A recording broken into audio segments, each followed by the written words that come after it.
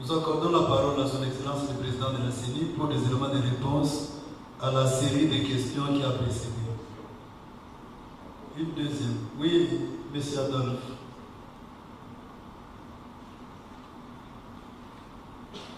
Merci pour la parole.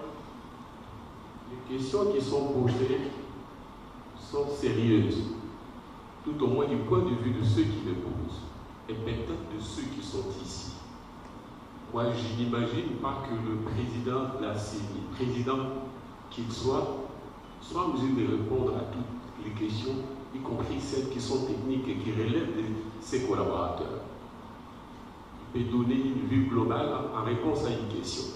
Mais il serait bon que ceux qui posent les questions les fassent par écrit de manière spécifique, parce que c'est quand même assez sérieux, et que ce soit l'administration de la CENI qui réponde le moment venu et le plus rapidement possible, pour ne pas soumettre le président à un exercice qui pourrait révéler la compétence de son expertise, c'est-à-dire de ses collaborateurs.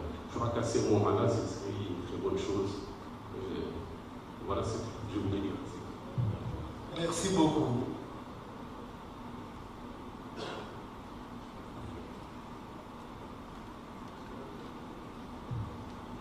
Sincèrement, il y a très peu de questions auxquelles je devais répondre parce que cette dernière série de questions, c'était plus des discours politiques qui peuvent être justifiés, mais en tout cas, quand les plaintes sont formulées, par exemple, par rapport au pouvoir judiciaire, je ne vois pas ma place en tant que CENI. Et quand les plaintes sont formulées par rapport à un audit du fichier électoral qui a été fait, mais parce qu'on n'aime pas la tête de la personne qui a conduit cet audit, on préfère que ce soit une organisation qu'on contrôle, on n'y peut rien, parce que la vérité est celle-ci. La francophonie a été invitée par la CENI en février, depuis février, et ils ont pu venir au mois de mai, et d'abord, c'était une bonne pratique, nous les avons invités, ce n'était pas parce que c'est nous qui parle la loi, mais c'est parce que nous-mêmes, nous voulions qu'il y ait justement cette transparence après l'audit interne. La francophonie est invitée, ils arrivent et, comme je l'ai dit dans mon speech, des segments de la population n'en veulent pas. Qu'est-ce que nous faisons en tant que CENI? Nous croisons les bras ou bien nous répétons une procédure qui nous avait déjà pris des mois? Non, on s'est dit, on va recruter des experts. Parce que même la francophonie elle-même, quand elle invite les experts, qu'est-ce qu'elle fait? Ce n'est pas des agents de la francophonie, c'est des experts recrutés. Moi-même, j'ai fait ce type de travail avec les Nations Unies en Mauritanie. J'ai conduit un audit du fichier électoral. Je n'étais pas agent des Nations Unies, j'ai travaillé pour une autre institution en Afrique du Sud.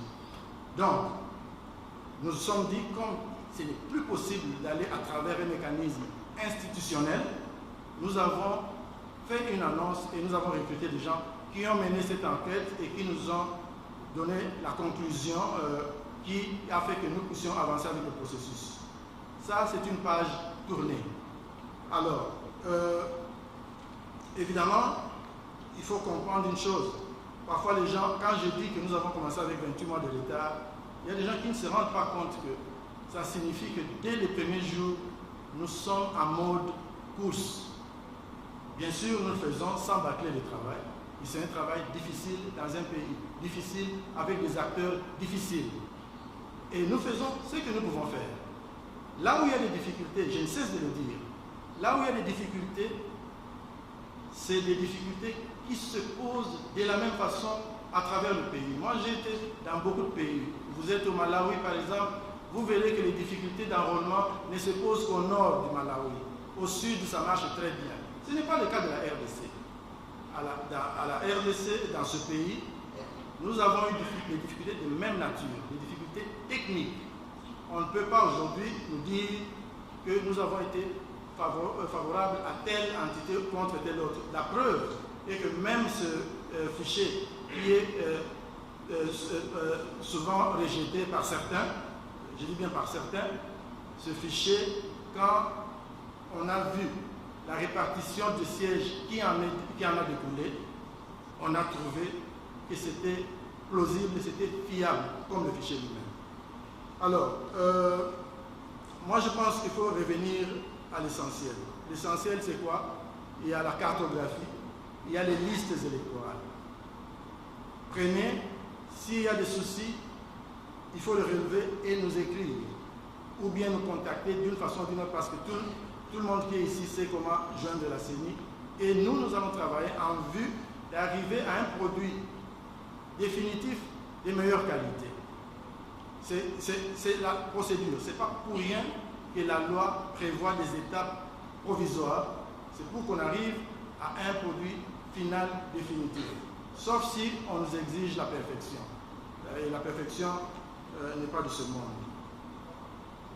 Ça, je ne sais pas si je peux avoir oublié une quelconque question, mais en tout cas, quelques-unes qui ont été posées étaient plus orientées vers d'autres institutions que nous-mêmes ici. Merci. Oui, votre question est... voilà ce qu'il y a, madame. Quand on organise les élections, on dit que ça commence à 6 h, ça prend fin à 17 h. Ça ne signifie pas qu'à 17 h, les 173 qui sont dans la file seront chassés. Ils vont voter, même s'il faut qu'ils aillent jusqu'à minuit, ils vont voter. C'est le principe. Et là, c'est si nous avons 100% des gens qui viennent voter. Donc, tant qu'il y a des gens dans la file, on va continuer le vote. Donc, ne faites pas de soucis. Mais généralement, le taux de participation, je n'ai jamais vu dans un seul pays où il atteint 100%. Donc, sur le plan théorique, oui, peut-être que ça peut être le cas, mais ce n'est pas... Généralement, quand nous disons 680, c'est le maximum. Il y aura des bureaux qui auront 500 personnes. Et il y aura même moins. Il y a même des bureaux qui peuvent avoir 300 personnes. C'est comme ça que ça marche. Merci. Merci.